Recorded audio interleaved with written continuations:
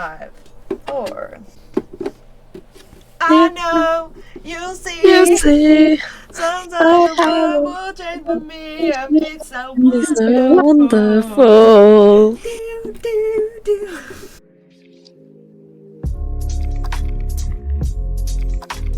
Feel alive, breathe out. I know somehow gonna get there. It is so wonderful. Good morning, good afternoon, and good day, and welcome to the Parc'd podcast by Puck Fam. Nailed it first time. It is Australia week. We went down under this weekend. Down under. Yeah. Cleo! No! Cleo! Do we want to start with F3? There's a rule of thumb. Go down the order.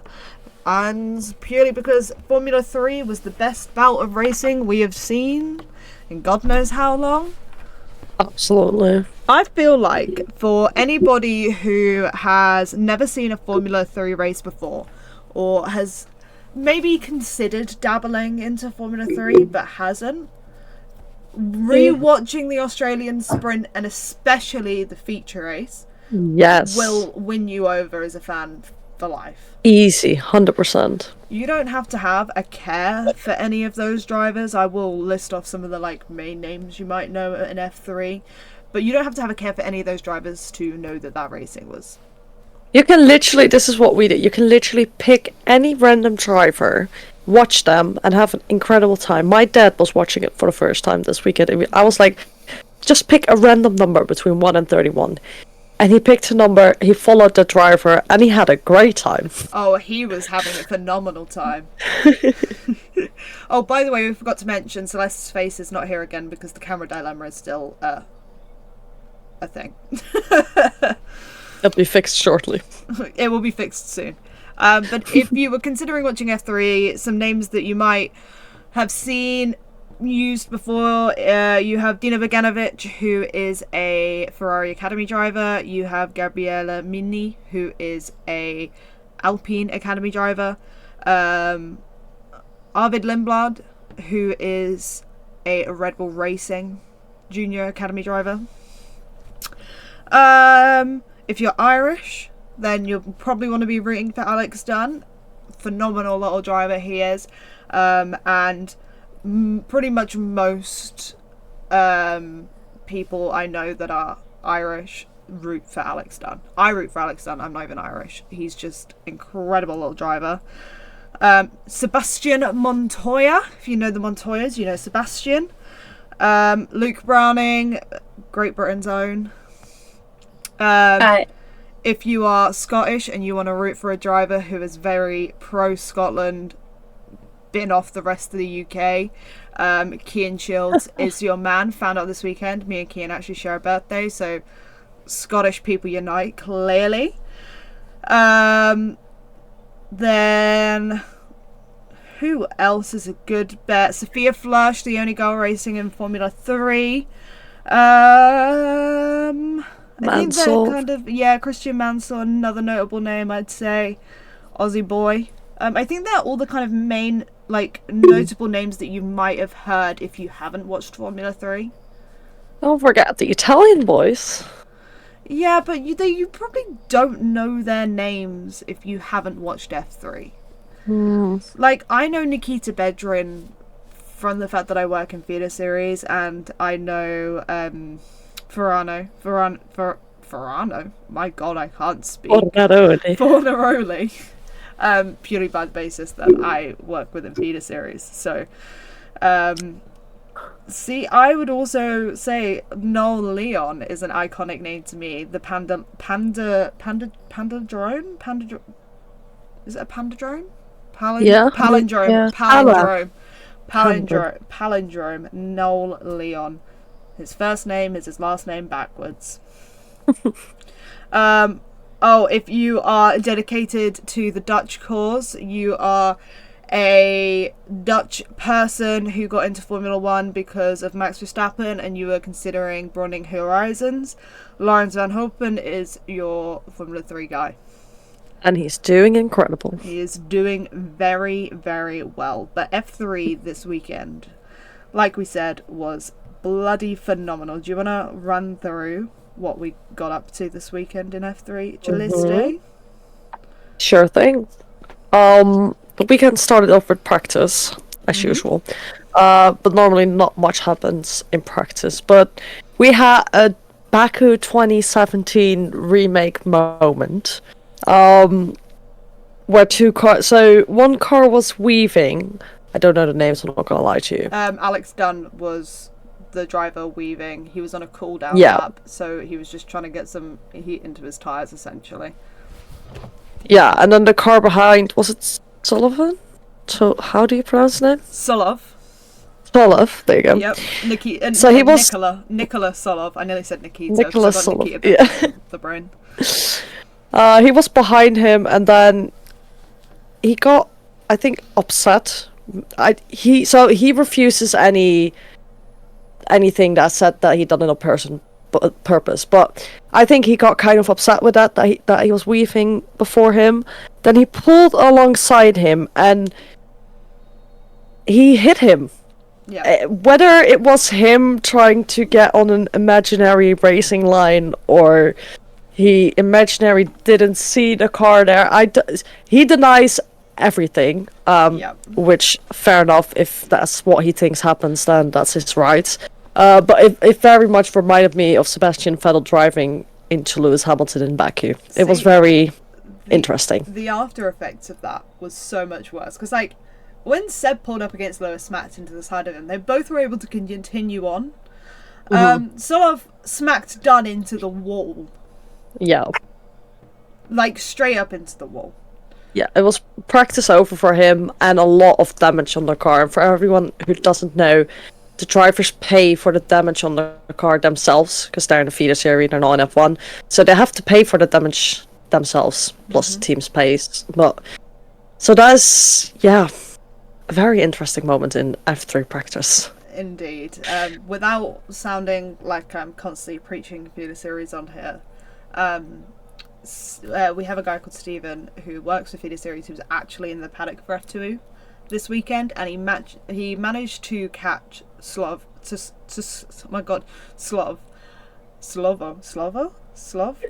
I don't know why Solov. Oh my god, I can't fucking speak now.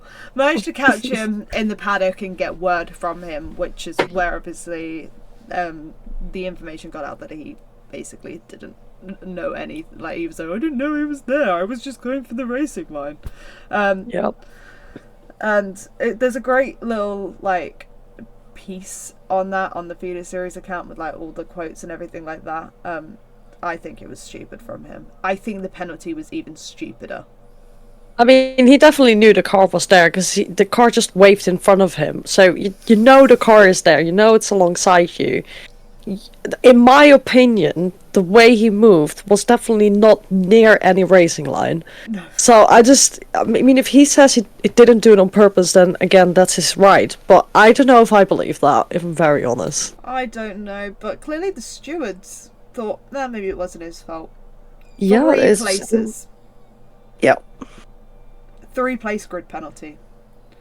Thing It's is, very though, interesting. in F3, like, this kind of leans back to kind of Formula 1, which we will cover a bit more, obviously, with the Williams situation, where, obviously, Alex Albon crashed out of the race and didn't have a new chassis to replace the car with, so they had one less car.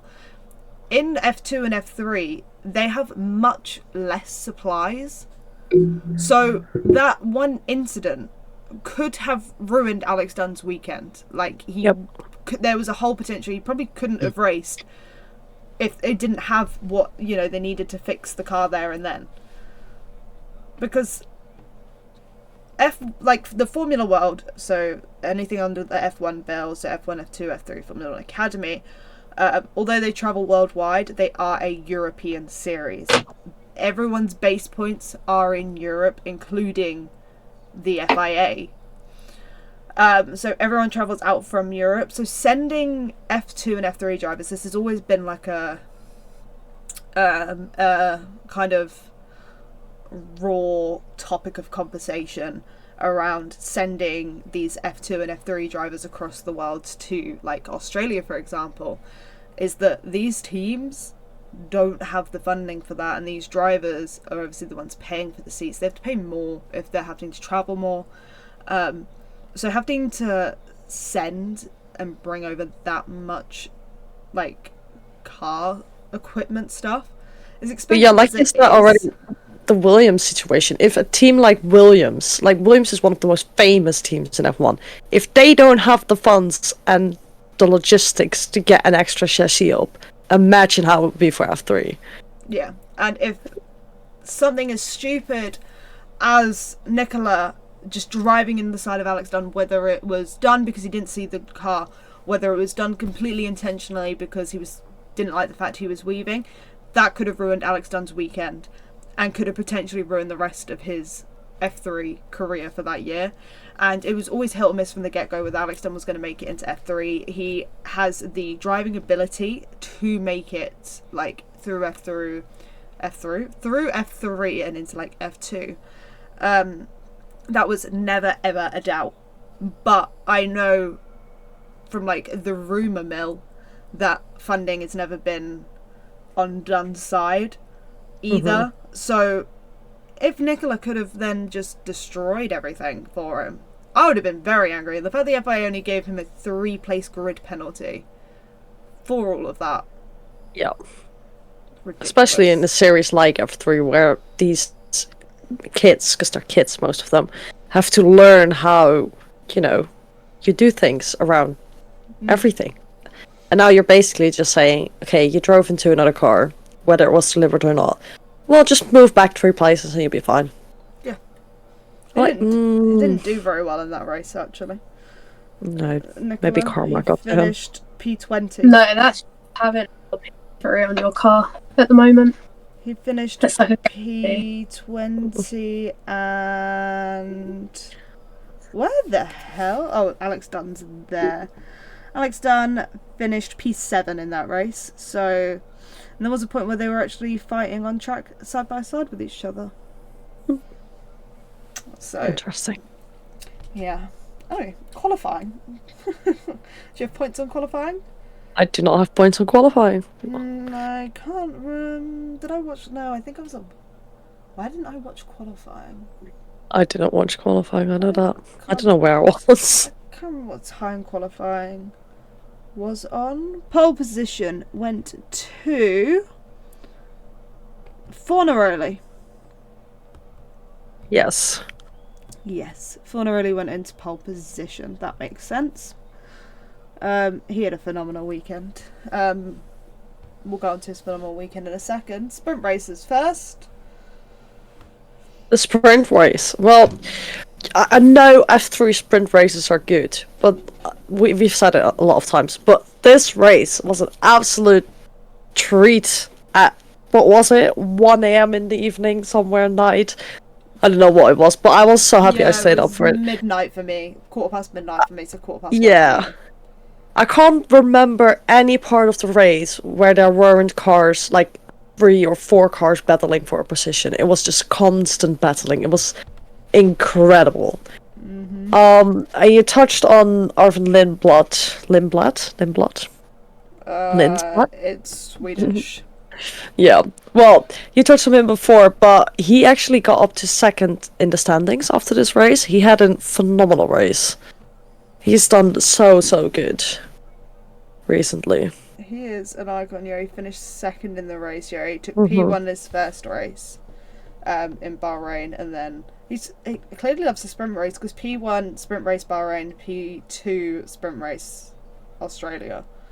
Yeah. He's a great driver. I love Arvid. I think he's phenomenal.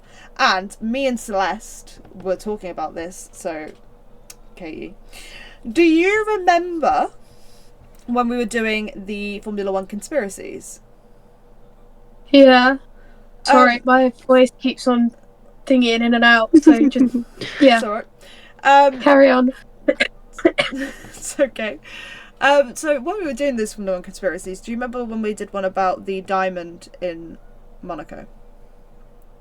And you remember we went on a massive tangent about the rule of 7 and the 777? Oh, God. Yeah. Yeah. That was Arvid Lindblad we were on about. Oh my God. Mm-hmm. If you don't know what we're on about, I will leave the link down below to the video. But because I can't really fully remember the tangent we went off on. But we had this rule of 7 that everything in... There was a lot of 7s. Yeah, everything in Red Bull all led down to 7s. So we were like, well, Kimi Räikkönen's car number of number 7 runs out in 2026. 2026 was it? Yeah, 2026. So the first driver would be able to use car number 7 in 2027, or runs out in 25 can use it in 2026, something like that. So we did a deep dive into the Red Bull Junior Academy to see if there was a driver born in like 2007 who could potentially go into F1 in the car number 7, and we made a rogue prediction of winning the World Championship in 2027. We were like, there is a guy, Arvid, he's born in 2007. What if he goes up to F1 in car number 7 in 2027? Imagine it happening. No, that's no. But it feels wins so the weird. championship, moves up to F2, wins the championship, moves up to F1, wins the championship in 2027. Yeah, with car number 7. But it's so weird to look back, because obviously back then, Arvid was like either very much just at the... That was 2022, wasn't it? Yeah. So he... That was his first ever single seater year, was 2022. Yeah. So he was basically still a nobody. Not to be rude, but as in, he was sort of a nobody in the racing world. We have no idea who he was. He finished 17th in Italian F4 with 12 points. And we were out here making accusations that he was going to go up to F1 and win the World Drivers' Championship in 2027 with car number 7. Based on our 777 theory. So he's out here with a P1, a P2, a P8, and a P11. The day he finishes P7, we're gonna be like, oh my god! But it's this is it. It's so weird to like look back on now. I feel like if in 2027 or whatever it was that he joins, if he won that champion, all 4 of us get 777 tattooed somewhere. Yeah. Oh, he was phenomenal. But yeah, I feel like now we should just bet a pound.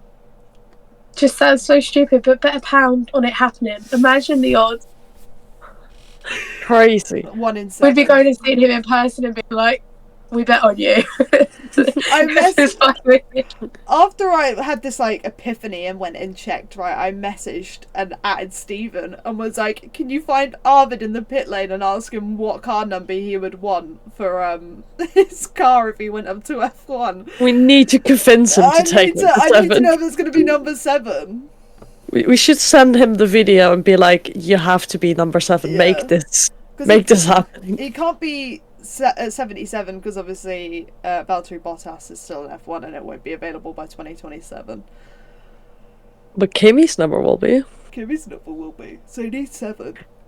Please do it for us. Unless Charles Leclerc changes to number 7, then we'll have to riot. Oh, he might, because he always said he wanted number 7. Yeah, he wanted number 7, he couldn't. No, it's not That's allowed. why I picked 16, because 6 and 1 is 7. If he does, I'm going to be so angry. I'll tell him off. You know what, I'd realised... Oh, sorry, no, I'll mention it. Remind me when we go on to F1 about the bet that I made with someone at hockey. We'll try. I was just going to say that obviously we were talking about Lawrence Van Hopen earlier. He finished P3. So, I very much remember there was a second where Lawrence Van Hopen was running P1 and I screamed at the TV and said, I refuse to listen to the Dutch national anthem twice in one weekend. I'm not doing it. I'm not doing it. Didn't listen to it once this weekend. Hallelujah. Carry on. P1. The driver that finished P1, right? Sprint race Bahrain, P11. Feature race Bahrain, P14. feature race in Australia, 26th. Okay. I'm going to butcher this name, so very sorry to the... Is he Danish? Norwegian. I don't know my flags. Norwegian. 18-year-old Martinius Stenshorn? Stenshorn? Yeah. I remember Chris McCarthy butchered it on the commentary, but I only know that because someone put it in the feeder series chat and was like, "Ha! Chris is butchering Martinus's name," and I was like, "Oh, I thought that was how it's pronounced." So now I feel a bit. Oh. By the way, Chris also works at feeder series. We were not slandering Chris without his awareness. Chris was there. Chris could see. Chris could read. Okay. You can read. But yes, Stenshorn took P1. Phenomenal. He is one of the drivers that, like, when he came up, I knew he was gonna do well. He did quite well in FERRARI. He finished second, and it was a very, very tight battle last year for the championship win in FERRARI. And he was battling against Andrea Danelli, who is obviously now in F2, skipped F3. But he had a phenomenal little drive this weekend. Martinez, that is. Got any further points on the sprint race? No, I think that's it. Oh, Just watch it if you haven't. We can go on to the feature race. Feature race? I could rewatch that race 40 times and still not. Honestly. Normally with the feature race in F3, well, any feature race, F2 as well, normally that's the kind of race where it sort of settles down after a certain period, because obviously the race is longer in F2, they make a pit stop, so normally somewhere between the middle it settles down, it calms down a bit. Nope, not this weekend. Not this weekend. Do you know what race? Do you know what I saw someone say, right? Sorry, I'll let you carry on in a sec. We should introduce pit stops into the F3 feature race. Mate, chaos. They won't be able to handle that. It's good as it is. I thought that idea. I could count on probably these two hands how many F3 races I've actually watched, purely because of scheduling. I don't end up watching them. But out of those like 10 races, no. That pit stop would not work. No. That statement is almost as funny as our statement of saying that the F1 bill should do a WEC style race. I still agree with that. Imagine F1, F2, F1, F3. Fuck it, throw Formula 1 Academy into it at this point on the track all at the same time. Do like a 2-hour race. Do you know what? At this rate, longer. Why not just add in the public? We'll do 20 cars of just random men and women brought off the street. Just chuck them in as well. Yes. Just age group start. Oh god. I'd pay so much money for that. Chaos. Mate, I'd pay so much money to watch. Could you imagine that though? Like a 12-hour F1 race. F2, F3 right? race. The cars would explode. But you have F1, F2, F3. And then you have like the gentleman drivers. And it would just be a member of the public that has a month to get used well, we can do what IndyCar did. So we'll talk about IndyCar later, but they had like a break in the race. So they had 10 laps, they had a break, they did the other 10 laps. We can do that with the F1 WEC race. Like, so, because obviously the F3 and the F1 Academy cars won't be able to drive for 2 hours. We can do little breaks. IndyCar did what? Yeah, we'll talk about that. We'll talk about that. Oh, anyway, F3 feature race. We're gone off topic. Yeah, what happened? F3 feature race. So I celebrated. I screamed very loudly and almost woke up my entire household. Incredible race. Charlie Roos, I have to talk about him because he like overtook 4 cars in like 2 corners, drifted. If you watch the race, keep an eye on him because you will see what I mean. Absolutely incredible. Dino Beganovic. I mean, he moved up obviously to F3. but it feels like he's so experienced in this series. It feels like he knows how to control the car, how to make things work. I don't know. It seems like has so much experience, even though it's his rookie year in F3. It's not. He's Dynamite, you know. That's why. He was there last season, I'm afraid. Yeah, he was. Sorry. It's okay. Season 4 at Fracka. Just so used to teaming Fracka. You missed a whole year of his career. Okay, I know his F3 stint last year wasn't phenomenal. F3 last year, he finished 6th. I don't know why. My brain is not working after already 4 a.m. wake-up calls this weekend. Honestly. But anyways, he's been incredible. Oh, mate, I thought I was gonna cry. Yeah. And then if you think, okay, F3, there's a lot of racing going on, just to explain how crazy the actual championship is. So, this is their second race this season, right? We had Beganovic win, we got Mini and Fornaroli on the podium as well. So I just said that Arvin went to second place in the standings. He's now behind all three of them, because those three on the podium, Fornaroli, Mini and Beganovic, jumped Arvin in the standings. That's how tight it is in the standings as well. It's just, honestly, again, if you don't watch F3, go watch it, because it's amazing. Well, bearing in mind, Luke Browning has a win to his name, right? Yeah. The race in the series, he's on 37 points, right? P2 is also on 37 points, and that is Fornaroli, who has a third and a second place. You've got Gabriel Mini as P3 with 32 points. He has 1/3 place to his name. And then Dino Beganovic in Bahrain finished 29th. In the feature race in Bahrain finished 13th. And then the sprint race in Australia finished 13th. So that's 3 no-point finishes in a row. But then went on to win the feature race in Melbourne. Is on 28 points. 4 points behind whoever's P3. That's crazy. Arvid Limblad, who is P5, is currently sat on 23 points. Yep. Incredible. Incredible racing. It was phenomenal. I loved it. I loved every second of F3 this weekend. I enjoyed it so much. It's definitely the series where, like, you don't know what's going to happen next. Yeah, for real. Like, you go into it going, oh, they're going to win it, blah, blah, blah. No, they don't win it.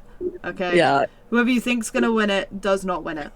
If you're bored of, like, F1 dominance, F3 is the place for you. Yeah. Oh, it's incredible. I will scream it from the heavens that it is incredible. Incredible. I love it. Sorry, I was yawning then. I think that sells us quite nicely into the most depressing part of my weekend. Second most depressing part of my weekend. I was gonna say, are you... Also, the happiest weekend for Katie, who was asleep. Yeah, right. Can I just think it? So, the last podcast that filmed, obviously, I wasn't there. As you could probably tell from the sound, I've been ill this week. Okay, like, as in on my deathbed, ill. So yeah, I had every intention to stay awake, and then I woke up the next morning to a text from Alice at 10 to 1 going, "Are you watching it?" And I just woke up and it's 9 o'clock in the morning. What happened? And then she sent me another text going, "Why is Victor P8?" And when I texted her, he wasn't even P8, he was P12. He went from 21st on the grid in the feature race to 8th. Incredible. But and then what did he do the next as well? No, that was the feature race, babe. The sprint race, he finished P7. The first race. There. We need to discuss the sprint race first. So Celeste has some points on it. Mm-hmm. Yeah, but so before the sprint, obviously, quali, because we're saying about Victor Martins. Victor Martins crashed out of quali. He hit the wall. He hit the apex, slid away, hit the wall. So I was like, oh, Victor Martins, he's had such a difficult season. Like, if you watch back the race, it's been a difficult season. But yeah, then the sprint and the future, I mean, incredible. Yeah. What a comeback. No, literally a comeback, because P11 Bahrain sprint, retirement, feature race Bahrain. Retirement, Jeddah sprint race. P11 the feature race in Jeddah. 7th and 8th all of a sudden in Australia. You know what? It's almost like Gemini's on the 16th of June in 2001 are just superior. We love crashing into things and then redeeming ourselves later on. Shall we discuss what happened before the podcast filming? Katie's recording today's podcast from her phone after spending a portion of today setting up her new setup of the camera and microphone. What? It didn't work. It didn't work. So clearly Geminis aren't good. Well, they redeemed themselves. You see now, great quality, sound works, everything is fine.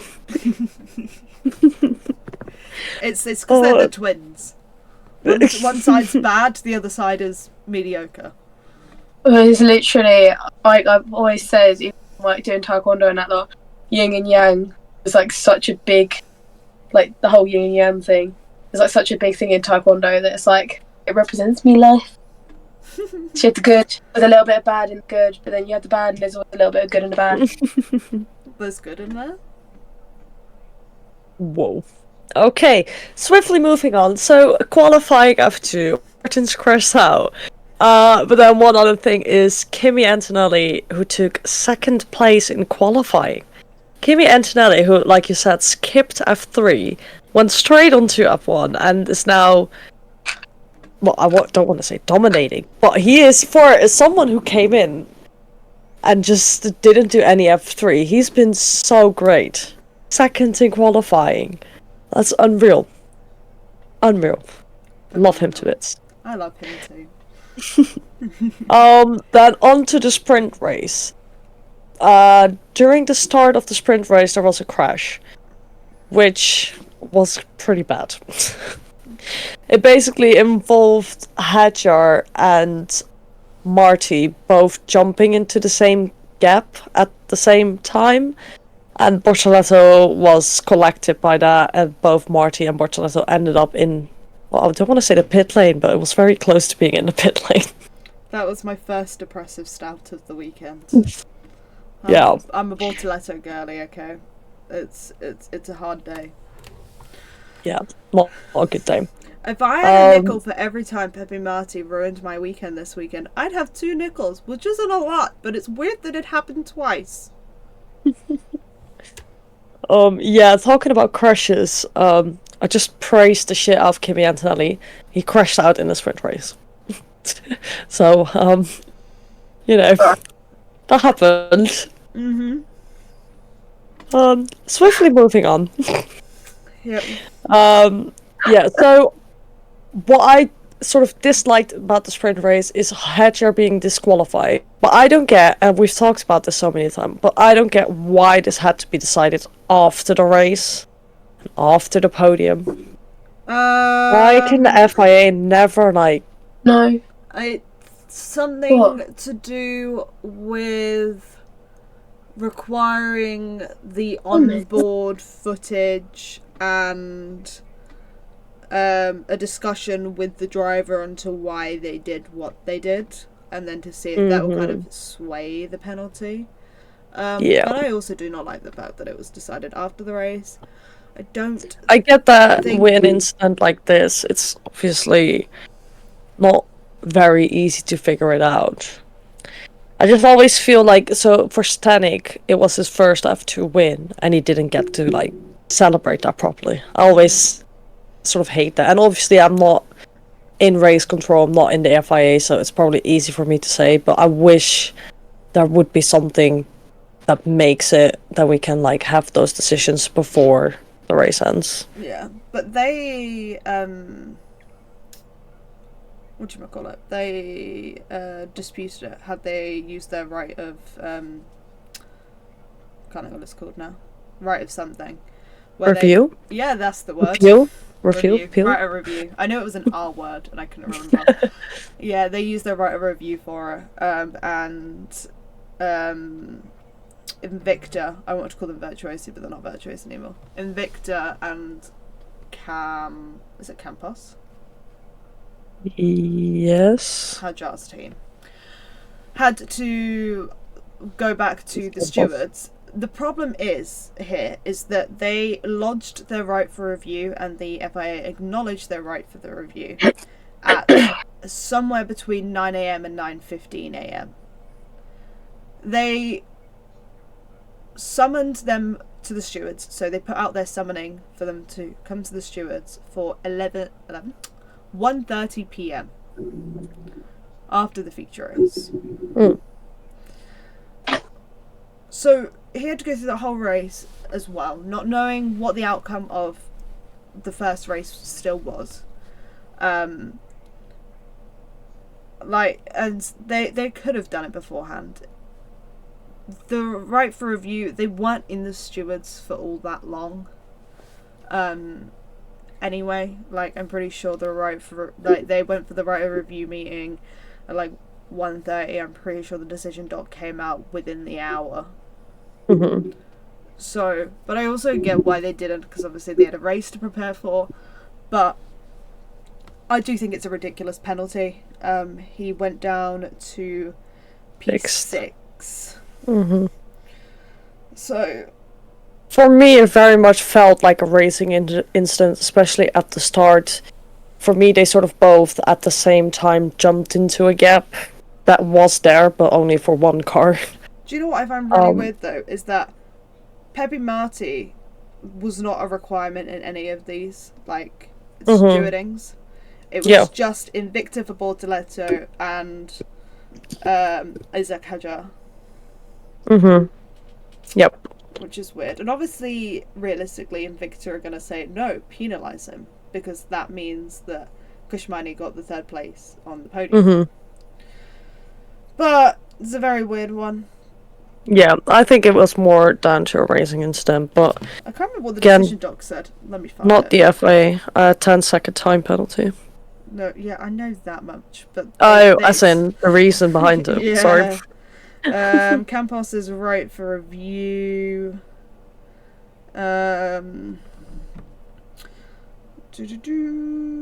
Decision. The petition was not accompanied by the deposit required by Article 14.4.3 at the time it was presented. Further, in any event, there is no significant and relevant new element which was unavailable to parties seeking the review at the time of the decision concerned. Therefore, the petition for the right of review is dismissed. So, essentially, they just gave them all the information they already knew.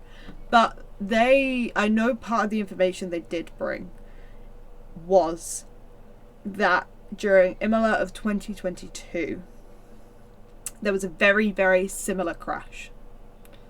And they got nothing. It was a racing incident. No further action.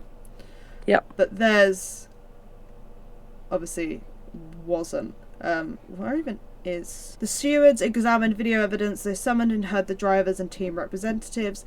Driver of car 10 explained that both cars 20 and 21 had a better start than him and admitted seeing car 21 moving to the left. So car 20 is Isaac Hajar, by the way. Mm-hmm. He also explained that he kept steering straight to leave enough room for car 21 when he suddenly felt a heavy hit on the left-hand side of his car. The driver of car 21 explained that he had a good launch, saw a gap between cars 10 and 20, and started the overtaking manoeuvre between both cars. He also explained that his front axle was alongside car 10 when the gap disappeared and he felt a big hit. The driver of car 20 explained that he barely moved from the left-hand side of the track where he made contact with car 21. He also admitted not seeing his teammate alongside him. Video evidence showed that a few seconds after the start of the race, car 20 moved significantly to the right to get a run on the car in front of him, car 23, without realising that car 21 had a significant portion of his car alongside him. This move caused car 21 to move slightly to the right to take avoiding action. As a result, car 21 made contact with car 10. Second contact occurred between car 20 and car 21. The stewards determined that car 20 was predominantly to blame for the collision and decided to impose a 10-second penalty plus 2 penalty points. Competitors are reminded that they have the right to appeal. Decision Docs. Yeah. I don't know if I agree. But that's I- not my position, so Yeah. I guess it doesn't really matter, but I think a penalty was warranted in a sense, but not that extreme, and also not needed after the race. yeah, I agree. But anyway, moving on to the feature race. which was a much better time for Isaac Hajar. Yeah, definitely.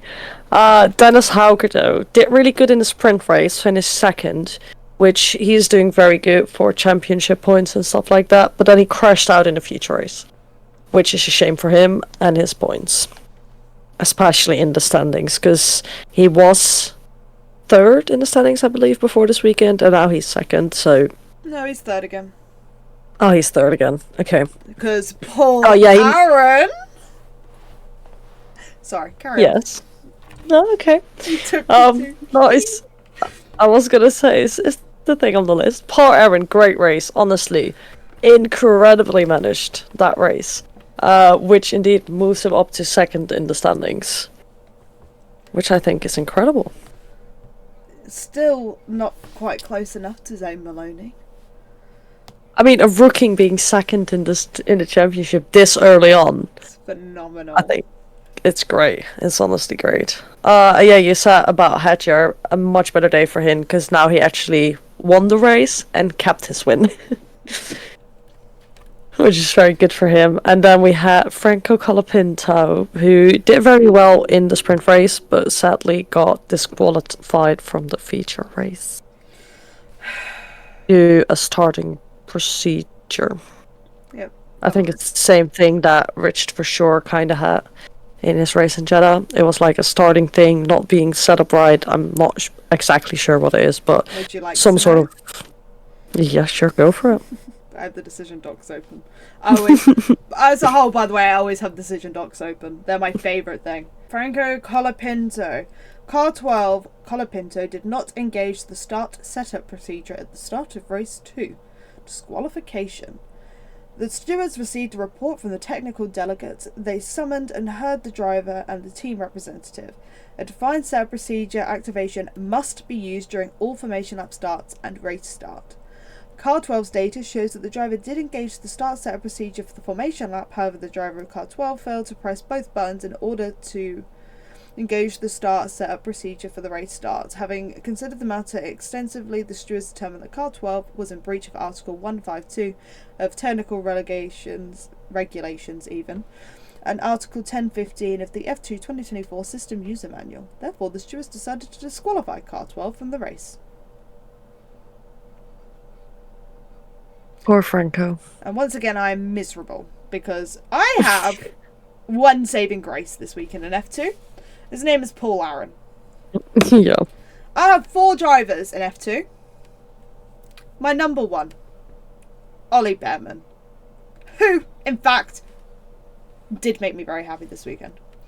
I have Franco Colapinto, disqualified. Gabriel Bortoletto, attacked. Paul Aaron, P2 in the standings. That's because I had to... My F2 children disappeared. Apart from Ollie Behrman. Like, last year I was an Ollie gal. Always have been.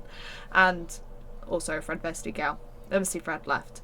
In F3, I was a Franco Colapinto, Gabriel Bortoletto, and Paul Aaron girl. All of my F3... Why do I keep calling it F3? My F3 kids went up to F2. So now I have so many children in F2 and I just don't know I don't know how to mother them all. You'll be fine. But I guess. Ollie Behrman points. Hell yeah. Yeah. He finally got points in both F1 and F2. Yep, still got less points in F2 compared to F1, but yeah. I saw someone, I think it was still ours. It was either Twitter or TikTok where they said they should let Ollie Behrman take his points from F1 and transfer them to the F2 standings. Even if he did that right, so he's got 7 in F1. So he would have 9 points. He would only go up to P17. And he would still be behind Amaury Cordial. I'm blaming Prema and their weekend in Bahrain for that. Oh my god, Prema! I don't actually know what Prema are doing. It's making me miserable. Like, what are they doing? I don't know. But to be fair, Prema is a team that always comes back at the end. Yeah. I feel like Prema always has a rough start to whatever season they're starting. It does make me feel better knowing that me and Katie are in the same position. She's P18, I'm P19. Let's go. Now I know how she feels all the time. Great success. Thank you. It's so sad going from so high up last season to being a championship contender this year to being P15. Yes. But we got a long season coming. Who knows? Yeah, we'll see. Positive hopes, positive vibes. Yeah. I guess. Got an Alpine livery. I don't have positive hopes or vibes. Sorry, I tried. That actually Okay. does lead us. There's nothing else in F2, is there, to discuss? No, I think overall F2, just like F3, was great. We had some great battles, good races. Loads have happened in both races and standing, so yeah, good race for F2. Good weekend. Good weekend in F1 as well, somewhat. Semi. I mean, Sort of. we didn't hear the Dutch national anthem again. I guess that's a good thing. Yeah, you had a fantastic weekend, didn't you, Celeste? Oh, great weekend. Great weekend. How was your weekend, Katie? Mine was miserable. Well, my driver didn't have a DNF, so I take that as a win any time that happens. There was no need. There was Well, there was literally after watching the podcast, no need. After watching the podcast of last week, there is a need because I can't defend myself when I'm not here. Anyway. My second driver got on the podium, so I can't complain, I guess. Can't complain. It's just you, Alice, on the F1, I think. Yeah, I had a miserable weekend. I fell asleep, right? Like I said, I watched F3 and I watched F2, right? And then I had to stay awake to deal with the decision documents. They were still coming through when F1 started. So I watched the little ding, ding, and it's lights out and away we go. And I was like, woo! And I was like, oh my god, Max Verstappen has a problem. What the fuck? Well, are we actually getting a Max Verstappen DNF? Like, what is this? That he DNF'd, and I was like, whoa, finally, like, new race winner, Slay, but like, I hope he's okay. And then I saw him moving around fine. I was like, oh, I'm so glad he's okay, because that the car going boom was just not on my wants for 4 o'clock in the morning, I won't lie. And then I was like, oh my god, yes, new winner, come on boys, let's go Lewis, let's go George, fantastic. And then I looked at the TV and all of a sudden Lewis Hamilton's going, mechanical problem, can't drive the car. I was like, brilliant, fucking fantastic. Are we in 2021 again? Like, I don't need this. I don't need this. And I was like, it's fine. I've got George. But I was pretty miserable after the Lewis thing. So I laid my head back on the sofa and rotated over. I was like, I'm not watching this for at least another few laps. And then I fell asleep. Why? Because I was exhausted. I've been up since 7 a.m. And then I rolled over and I went, oh no, I slept through the whole race. I was like, well, at least people didn't have to listen to the Dutch national anthem. Oh my god, I wonder how George did. Check the F1 Instagram account. I was like, why is George not in the top 10? That's odd. That's like suspicious. That's weird. So I went to Twitter. I regret going to Twitter because then I was miserable and then I had to go the whole day miserable. So that was my weekend. But at least I got Charles Leclerc on the podium. I love Charles Leclerc. Well, you basically touched on all my talking points for the race. So I guess we'll do F1 in the... No, it's fine. We can do F1 in the other order. Yeah, so Max DNF, everyone probably saw it. For a Red Bull to break down like that, I haven't seen that in a long time. I'm just gonna say, when I saw that little trail of smoke, I was like, oh. I'm not gonna lie, I was and then very happy. Getting bigger, and I was like, oh, what is this Red Bull doing? Happening? And then all of a sudden, it just went, oh. no way. What the fuck's going on? When And he got out of the car and I was like, we won. Thing is though, is that like apparently from what I read, so like I say, don't believe everything you see on the internet, so it might not be true. Apparently, when he put his little foot down on the throttle to come off the line at the beginning, when it was like, let's out and away we go, he felt the rear axle lock up and just didn't think anything about it. And then it started overheating quite excessively. And it was obviously blissfully unaware that it was overheating and becoming a fire hazard.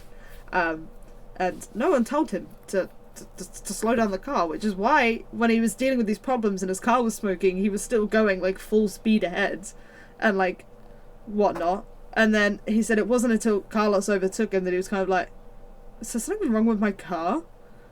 And then they were like, Max, you're overheating, come to the pits, please. And then it went boom. Boom. The thing is, you could see when, because Lando and Charles backed off so much. Like, Carlos was obviously overtook him going, but they backed off so much, started like a little bit smoky. And I was like, yeah, no, there's definitely something wrong. But then I understand it has to like obviously get around the track to get to the pits, but you know that you're going slowly, you know your car's smoking because you can see it out of like the mirror, like the wind mirrors, you can see it. The fact that he rejoined the racing line and cut off, I don't know what Aston Martin it was, cut off one and then came back across again. I was like, mate, stop. But no, sorry. Do you want to, seeing as you mentioned Lando Norris there, do you want to hear the stupidest hot take I heard of the entire weekend? Or it was Oscar Piastri's home race. Why did Oh, McLaren not tell Lando to give the position back to Oscar Piastri so he could be on the podium at his home race? No, stupid. Maybe because he was 35 seconds behind him. You want Lando to stop on track? because they asked Question mark. the press conference afterwards. They were like, oh, like, don't you think it would have been like better for like Oscar to go on the podium? And he went, oh yeah, except for the fact that I was faster. You could see I was faster. Well, why would we risk it? Just Yeah. that. So, but I have a fun stat Oh. about Ferrari's 1-2, and it was Ferrari's first 1-2 in Melbourne in exactly 20 years, and the last Ferrari 1-2 at Melbourne was in 2004, and it was the GOAT Michael Schumacher and my world Rubens Barrichello. Big slow. Fucking Rubens Barrichello, man. Big slow. My king. So sorry, yeah, just a little stat. They said it on the Viggy, and I was like, "Oh, I'm gonna snag that one. I like that stat." See, like, that's mine. That's mine. Goodbye. I did the research. I knew that. It's all fine. I love it. What else have you got in the pile? Last thing for me on the race is George's crash, and not so much the penalty, because you can think of that whatever you want, but there is this thing going on around mostly TikTok and Twitter where George, if you listen to George's board radio, right, he crashes and you can hear the panic in his voice asking for a red flag, because George obviously knows he is half upside down. I don't know how you call that. He's not really upside down, but sort of half laying on the track. On his side. And he can, on his side, and he can see that he's on the middle of the track. So if you heard the board radio, you know what I'm talking about. But in his voice, there's so much panic asking for a red flag. And now there's this thing going on the internet where people say that George is only asking for a red flag so the race would be stopped and he could still have his points and whatever. For everyone thinking that, please, George is in the middle of the track. We've had multiple accidents quite recently where we lost the life of drivers because they've been hit while they've been in the middle of the track. So George asking for a red flag is has nothing to do with him wanting points. I don't think George even knew where in the standings or the positions he was. He probably didn't even, think about that. He was on the side of his car in the middle of the track. He knew cars were coming at him at full speed. There's like a gravel trap there, so he knows a lot of gravel has been pushed up, so people probably don't see him. So for all the people that think George has asked that just for points, please remember what we've had in the past. And like I said, you can hear the panic in his voice. He's just also the way that it flipped.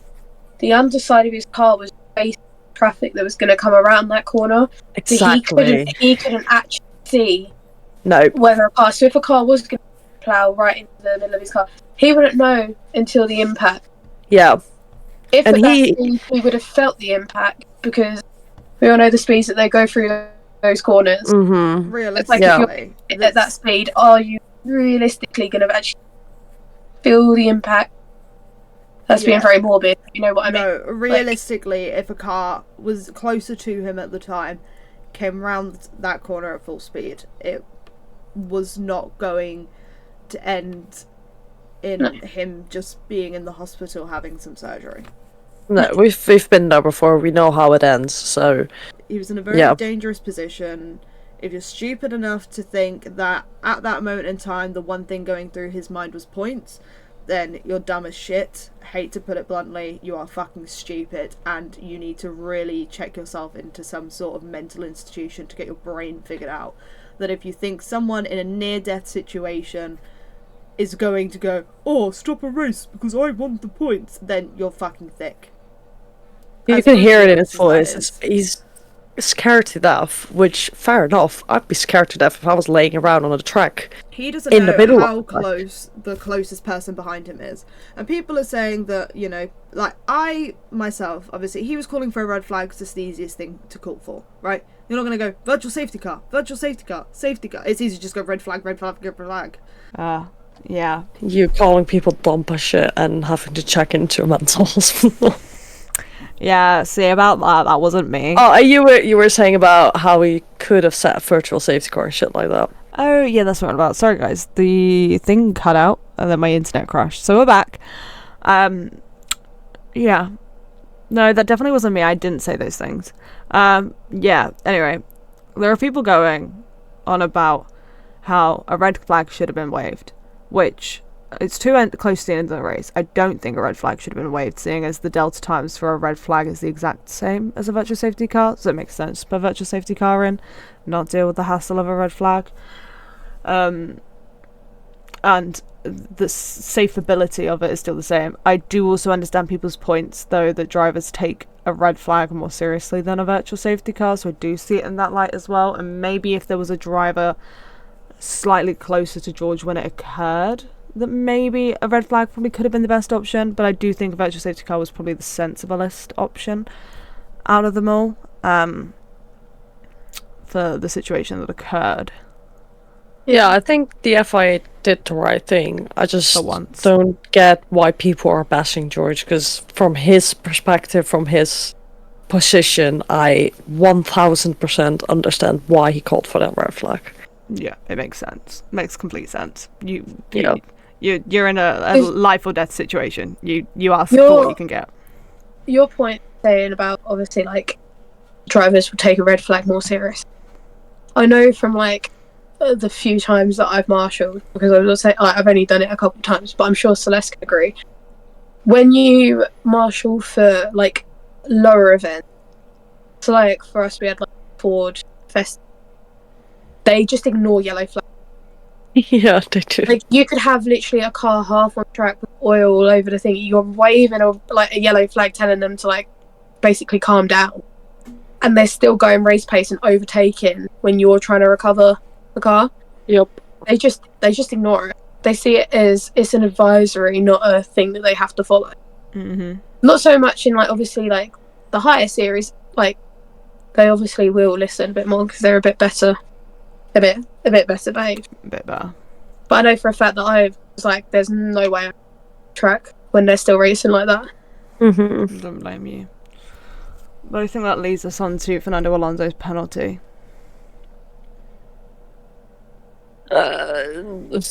Yeah. I am in two minds. I think 20 seconds was too harsh, first and foremost. Mhm. I also don't think on my own part here that it was Fernando Alonso's fault. But Yeah. I do see why the FIA would think that. I don't know whether it's the amount of decision documents I have read and gone through and sifted through in my time. For the past year and a bit now, I have lived, breathed, and eaten fucking decision documents. So I'm pretty well versed on the kind of decisions they put out and the things and materials they look into when making decisions, which is why I normally make a pretty good judgment on whether I think the FIA have made a correct decision. But I do understand why they made a decision to penalise Fernando Alonso, and they did look at every single lap of the track, like that he raced, and compared every single time he took that corner, and whether he was purposefully doing it to, you know, throw George off the scent of overtaking him or not. But that one time that he took the corner was very different compared to every other time that he took the corner. I think it was like 40 kph that he slowed down compared to... Yeah, and he did Normally. also break 10 meters further back than what he did on any other times on that corner. His other laps were almost literally photo finish the exact same the entirety of the race except that final lap. So I do understand why the FIA made the decision to penalise him, because if 54 of your laps are picture perfect, the exact same on a corner, and then one lap is completely different, it just so happens to be the one lap where another driver's race is completely destroyed, I do understand where the FIA is coming from for that point of view. Do I think it was a 20-second penalty? No. He didn't cause the collision. There are things George could have done to avoid the situation. It definitely wasn't brake testing, but it was definitely something to throw the scent off. So it's a tricky one, for sure. I understand where the FIA are coming from, but it's definitely not 20 seconds worth, and there are many different circumstances in it. But yeah, like looking at the data, I can see why the FIA made the decisions they did make. Just not 20 seconds worth. That's concerning and confusing. Yeah, I honestly completely agree. Thank you. Yeah, no, yeah. Sometimes Don't have anything to add. Sometimes I make good life choices. Decision docs are one of them. Quali F1. Wait. Oh, Bets. did I miss something? Bets. Bet, hockey. Hockey bets. Well done, Alice. Thank you. So, yeah, one of the blokes from hockey, we always talk about F1 to each other whenever we see each other. And I just turned to him and I went, I've got a good feeling this weekend. And he turned around and he was like, what? Pierre's not going to go into the wall? And I was like, right, that's strike one.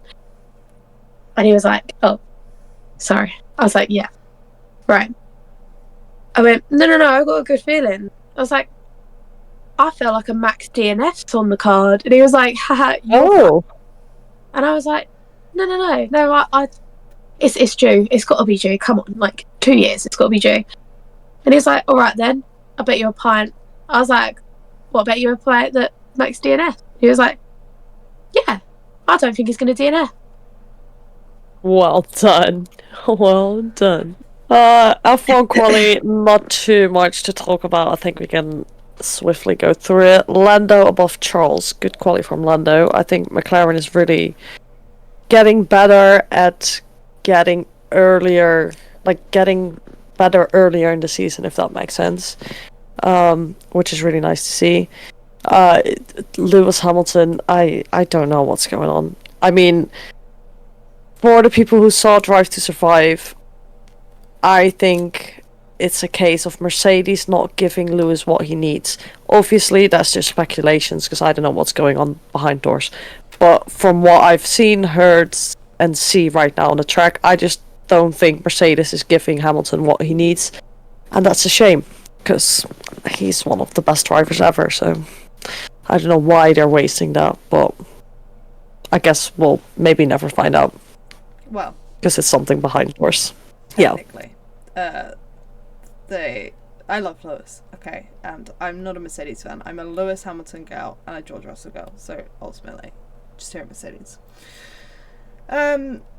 They agreed to do Lewis's changes to the car this year compared to last year, so they already are. But Toto Wolff has come out and said that Lewis is essentially running testing setups for this season. So he's just testing different things, which is why one weekend he'll probably have like a good weekend, and the next it'd be shambolic, which is why it makes sense this weekend was so bad, is because they were testing different things. And was it in FP3 maybe? Or FP2, he had a really, really shambolic session. They were running a completely different setup and obviously realised then and there that's not the one. But he's running testing, which is why he's not doing so great at the moment. Nothing to do with his driving ability. It's Mercedes doing testing setups things with his car. I'm assuming to get ready for 2026 of some sort, but... Yeah. It's just a shame to see, especially someone like Lewis. I mean, I get it. He's leaving. They need George to be their new number one driver, and from a team perspective, I can see why. From a personal perspective, I'm like, shame. But I guess it's what it is. Yeah, lots of shady things happening from teams recently. I was gonna say, talking about team perspective and personal perspective, Alex Albon crashed in FP1, 2, or 3. I think 1. I haven't seen it. I can't remember which it was now. One of the earlier practices. And he broke his chassis. Now, Williams don't have the funds to have a third chassis. Don't have, like, we're in Australia, maybe they didn't ship it out. Whatever the case is, they didn't have a third chassis. Meaning they only have 2. Alex Albon broke 1, which means they only left with 1. And they decided to get Logan Sargent out of the car and put Alexander Albon into Logan's car and let him do the rest of the weekend.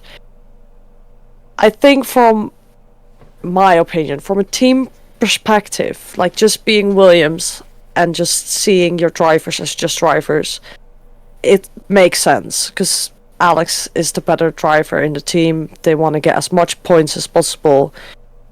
But on a personal perspective, obvious for Logan, that is really, really rough to deal with, I think. Realistically, it's not fair. I also understand why Williams would do it, but it isn't fair. Yeah. Because why is Logan being punished for Alex's mistakes? That's my thing. I feel really sorry for him. But at the end of the day, it's a business. So they're going to put whoever they think going to score better, do better. Yeah. On, like, race. It's sorry, not fair. Karma hit Williams significantly this weekend because Alex Albon walked away with 0 points. Yeah. Again. But they get, just purely, I played devil's advocate one. Like, I feel really bad for Logan Sargent. But at the end of the day, they're a business, so they're going to do it. Like, they're struggling. Not struggling. Well, you obviously don't know what they're doing for finances, but... Well, they said it was the cost cap that was the problem. Yeah. Didn't fit into their cost cap, so they couldn't bring another one. But that also feels a bit shifty to me because, like, other teams brought on. But also, Kickstake Formula 1 team Sauber, sorry, didn't have any spare wings. So, was it Joe? It was either Joe or Bottas were running around with, like, basically a broken wing. Because they couldn't bring any more wings because of the cost cap. I think the cost cap is proving to be not working. It's proving to not work. I was going to say, it's supposed to bring down. I don't know if down is the good word, but it's supposed to bring down the bigger teams for having too much money and not making it fair for the smaller teams. But now it seems like the only ones being heard are the smaller teams, making them even smaller. Yeah. I So, say, yeah. bin the cut cap, make the cars smaller, and we'll be fine. Or Just fun do thing. it. I have a fun thing. You know how like when teams, you know they take away like wind tunnel time, because I was like, can you guys please do really well end of last season to get more wind tunnel time? Yeah. Just like start reducing how much money the top teams can spend. Yeah. That would Well, be I'm interesting. still a big fan of equal cars, equal engines. I mean, F3 and F2, there's a reason those series are so good. And I know it will never ever happen in F1 because there's too much money and business going around in the sport. But honestly, I would pay good money for that to happen. I mean, a just- spec I series race from them. Love, Oh, instead of having sprint championship, have that style thing where you have like 4 or 5 races in a season of just an equal machinery race and see who the best driver is on a yes. playing field. Because I Yeah. can guarantee you it would be a mix-up. I don't think it would be who you think it would be in a case of equal machinery. Yeah, I think the closest I we get think to that I is know rain exactly who races. it would be. Because in rain races, obviously, it doesn't matter as much. I fucking And love a good wet obviously, race. still, a rain race is very different to a normal race, and not everyone specializes in driving in the rain. Some people just ignore their race engineers for tyre recommendations to lose their P1 position. Anyways, poor Lando. Yeah, but I think it's just a shame for Williams that they had to deal with this. It's a shame for Logan that he's put in this position. To be fair, same for Alex, because he probably didn't ask for it, and he was just put there. Didn't get any points, which probably made him even feel worse. It's just shitty to see for a sport that is so big, trying to help smaller teams, end up only hurting smaller teams. Literally. Big shame. Is it rain weather in Japan? It could be. I've forgotten what the But- word is now. What season do they have? Monsoon. There we go. Is it monsoon season? Well, gather Japan is serious- very It's early this year. same- Oh, is it? Japan's the next race. Yeah. I just want to know if it's monsoon season. We're gonna get a wet race. I want a wet race. Oh, well, Celeste's doing this. I want to touch on a very big rumour that's circulating the Twitter and TikTok scene of a certain driver for a certain team being given a deadline of China Mm-hmm. Oh, to buck yeah. up his ass. Yep. And I just want to say that any fan that sit there and go, oh, but it's so unfair that they're treating him like this, give it the same amount of energy that you would have given to Nick DeVries, Mm-hmm. that you would have given to Pierre Gasly, you would have given to Alex Albon, who have all been in the same situation. Literally Right? the same. But all of those times was always, oh no, but like they were racing shit, they deserved it, and now because it's happening to someone else, like certain someone, it's oh, but he doesn't deserve that. He deserves to have his full season. This is McLaren all over again. Mm-hmm. Yeah, this has been happening since Yeah. forever. Like you said, vividly. Pierre, Albon, Giffiat, Yeah, Sainz. It's happened it's to all of them. literally it's so rooted in this team's history of Yeah. dropping drivers when they don't do it. I very vividly remember a certain fan base calling for Nick DeVries to be removed halfway through the season for underperforming. Yeah, Keep the same energy when your driver's teammate is finishing P7 and getting points for the team, and you're finishing P12. Yep. Not even making. I don't You- believe I don't believe rookie drivers should be sacked midway through their first season. I also don't think rookie drivers should be sacked after their first season, because I believe that drivers should be given the time to evolve and learn the car. I don't really know if I would say the same about a driver coming back after being out, even though they've been in the sport for like 10 years. But It was tipped I Checo's seat. yeah. There was also a rumor Uh-huh. that apparently Sergio Perez has signed his contract for next season, Ooh. which is interesting, seeing as he finished P5 in Australia, Yeah. when he technically should have probably won, seeing his teammate DNF. Yep. But instead he got beat out by 2 children, Oscar Piastri and Lando Norris. Yeah, that whole team and their driver swaps and shit, it's not my kind of thing. No. But yeah, I just wanted to just vent my frustration of just keep the same energy. Just keep Yeah. the same energy. I think you make a very fair point. You do. Keep the same energy. We do have a new team who have entered the both drivers having points club. Haas. Like, Both drivers officially have points. Nico Hulkenberg obviously scored P10 in Saudi last week. But this week he scored P9 in Australia with his teammate Kevin Magnussen behind him P10. well So done. we now just have Williams, Yeah. Kickstake Formula One Team Sauber, Yeah. Alpine, and that's it. Because Yuki Tsunoda scored a point, so that means that It's just Alpine. that Visa Yep. Cash App Racing Bulls officially have a point. Yep. Yep. But Pierre Gasly did finish P13, so he's getting there. Slowly. Yeah, Very the slowly. Alpine is getting a little bit better. He didn't put it in the wall this week, so Yeah. I'm proud of him.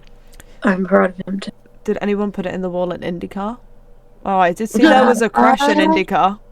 Well, there was no wall, but yeah. To move on to IndyCar, because Katie was very surprised when I say break in the race earlier. Halftime show. Yeah. Why didn't they whip out someone Halftime. like Rihanna? Yeah. So to very quickly explain what happened in IndyCar, they had $1 million race going on where there was like a prize pot for $1 million. This wasn't part of the championship, so no points or that. They basically had 2 qualifyings. They qualified in 2 groups. The top 14 of those drivers went into... No, all of the drivers went in, but the qualifying made the grid for the 2 first heats. So they did 2 separate races, and the top 6 of both of those races went into the final race. The whole thing about these races is that they wanted short races without pit stops. So the first race was 10 laps, and then the main race was 20 laps. But because the cars and the tires can't last 20 laps with the fuel in IndyCar and shit like that, they had a break between, in the race after lap 10, so they could refuel the car and put the tires on and They had go a break, back out. have to call it a pit stop. Yeah, basically, I know. I mean, I didn't make the concept, okay? Don't shoot the messenger. No, that's Clearly, so we come funny. up with better concepts, Like like the yeah, F1 it Bill was- Weck race. Much better than whatever the Thermal Club is. Why is it called Thermal Club, by the way? Is there a reason? I think they sponsored it, maybe. Oh, that would make I, sense. I'm not 100% sure why that comes up. But yeah, in the first race, so the first group that raced, Dixon took out Grosjean, and then VK became a passenger of that, and they're both out. A stupid mistake for Dixon, I have to say. He admitted it, and he was like, yeah, stupid from my side, so shame to see Grosjean and VK and Dixon out, because they're really big names who could have maybe won it, but yeah, all out in the I first quarter. did see a video of Roman Grosjean. I saw him being an arse to the marshal. Yeah, Yeah, I've I seen know that. yeah. The Yeah. marshal was obviously escorting him off the track because Yeah. you have to. And he literally went to pat his back to be like, it's all right, whatever, Make sure he wasn't moving away from him. Kind of had his arm behind him, wasn't even touching him. And then Roman Grosjean, I can't remember if he pushed him off or something, started screaming at him, The hell? and then walked off. I was like, I mean, I can I see think that. out of all people, you would respect marshals the most. Mm-hmm. Just a thought, food for thought, I guess. Yeah, it wasn't very nice. I'm very big on like drivers need to treat, you know, especially marshals, with respect. Mm-hmm. They're there for free to make sure you guys can race. Without marshals, you guys are not racing, and they don't get paid for this shit. Like, be nice to them. It takes 10 seconds out of your day. You are making so much money at that one race. Even if you don't win, you're still making money, you're making your bank. They turn up at 5 o'clock in the morning and probably don't go home until like 7 p.m. at night, and they get paid nada. And you think you can scream and yell at them? You need them more than they need you, babes. Trust. Yep. Literally. Yep. Marshals just go back to their day job after the weekend. Without a marshal, you ain't got a day job. Bye bye bye. That's the thing that I always got told by like post chief was that you don't have to go out to an incident. You can stand on the post. There's nothing saying that you have to go out to an incident. So if a driver goes past, like swears at you and that, because we had it in a, I think it was over a GB3 or a GB4 race. It was practice, so they were letting me blue flag for like back marker because it was practice. So it doesn't really mean anything. And one of the boys just kept on going around, like, going like this. And at one point, stuck his middle finger up at me. So he reported it to race control. And he was like, if anything happens to him, you don't have to go out and do it. If he wants to act like that with you, he can deal with getting his car off the track. What are they going to do if you don't go out and deal it? Fire you? Okay, you're not making any money from it. Exactly. What are they going to do if if every single marshal just did not bother helping or doing anything? What are they going to do? Sack all the marshals? I can tell you, I don't feel safe going out on track. Yeah, I've done that one time. There was a bloke, I won't mention his name because I can't even bother to give him the energy. He stopped on track and then screamed at me, complained at me that I wasn't quick enough and this and that, and he would all do it himself better. And I was like, okay, fine. If you can do better yourself, go do it. And I left him on the track. And no one came to clear his car until the end of the day, and he was like one of the first races. So, yep. Note to self, be nice to the people who work for free to make sure you can race. Yeah, first heat race, back to the IndyCar. Well, we're still with IndyCar. Insane pace Ganassi's. Both Alex Palou, who we know can be very dominant in IndyCar, had great pace, but then Marcus Armstrong, who is still quite new to IndyCar, in the same car, also had an incredible pace, which I love to see. It was really great. So yeah, insane pace from the Ganassis in the first heat race. Then the actual final race came along where they could actually win the money. Good race from Colton Herta, started somewhere at the back, came fourth, I believe. And Alex Palou, absolutely unstoppable. So this IndyCar thing obviously is more for fun sponsors. I don't even know why they really do it because it's not championship based. I like the concept, but I also think it's just a big media stunt. Because to be honest, the first 6 drivers don't really give a shit. Because if you're in the first 6, you go through. So they don't really race. Because they're there anyways. Yeah, the break in between the race, it just seems weird. Especially for IndyCar that normally runs for like 2 hours. So I guess for media and money, yeah, whatever. But for racing and being like a fan of the sport, I wouldn't really care if they remove it next year.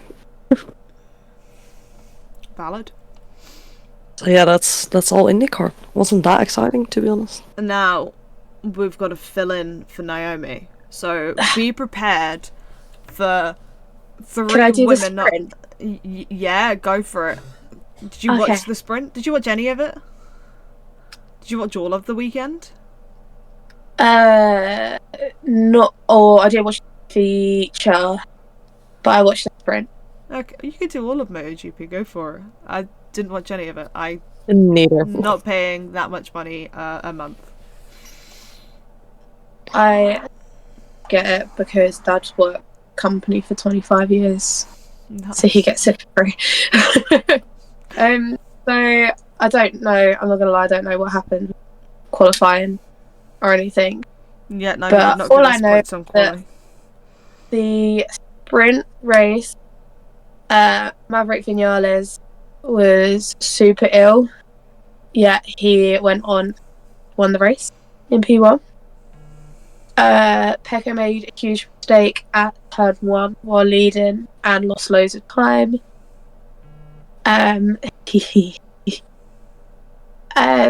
Marc Marquez, first season on a Ducati in his, well, I don't want to say in his life, but in a while. He's been on a Honda. He's had a shit time with Honda. He's moved to Ducati. And he got P2. Yay. My man. But he passed Jorge Martin at turn 5 on the last lap to get that P2. Nice.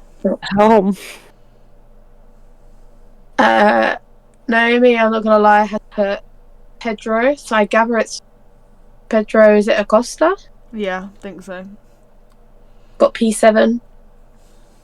And then Rin, Binder, to Gian Antonio, Yeah. and Zarco. I'm not gonna lie, I don't have glasses are really small on my computer screen.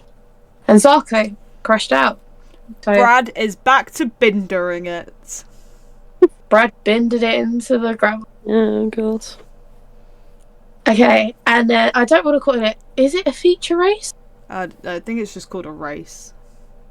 Because in my head it's like sprint feature race. But yeah, MotoGP race.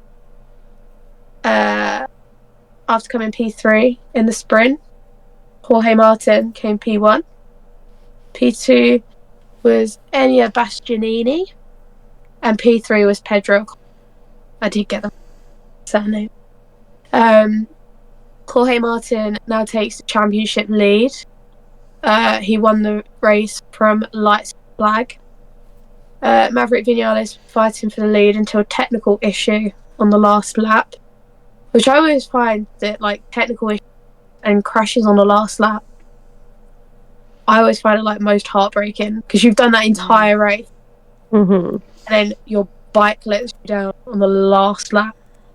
Like if you could have just gotten round that last couple like kilometers, you would have been fine. Yeah, this one hurt when I watched the replays.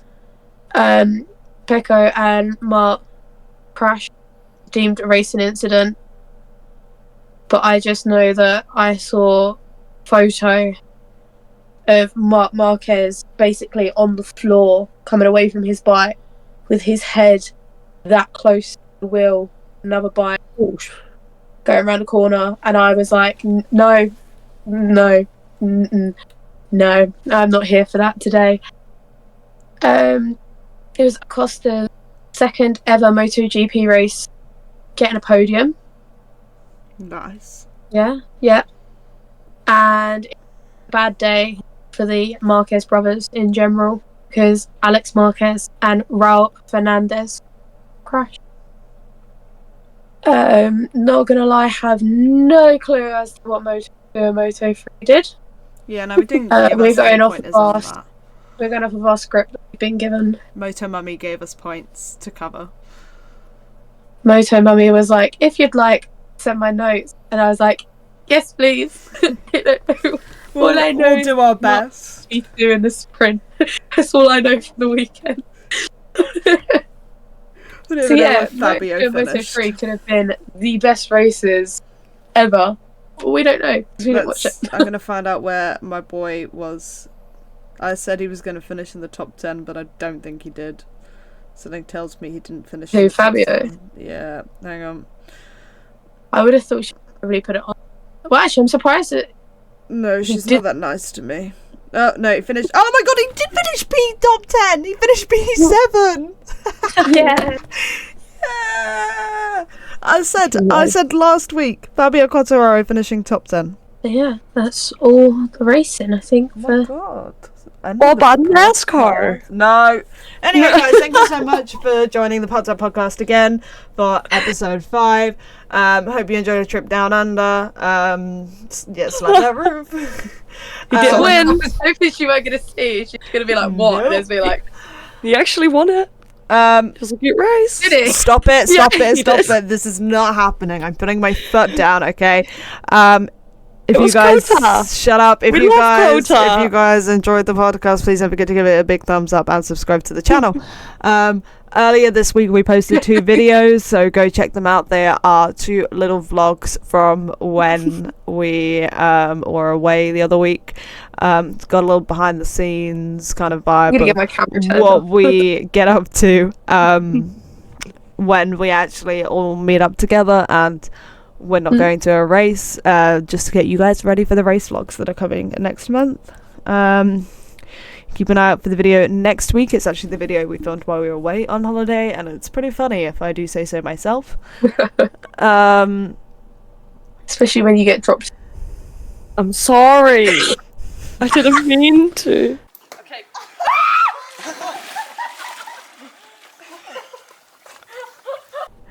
But yeah, make sure that you guys go check them out.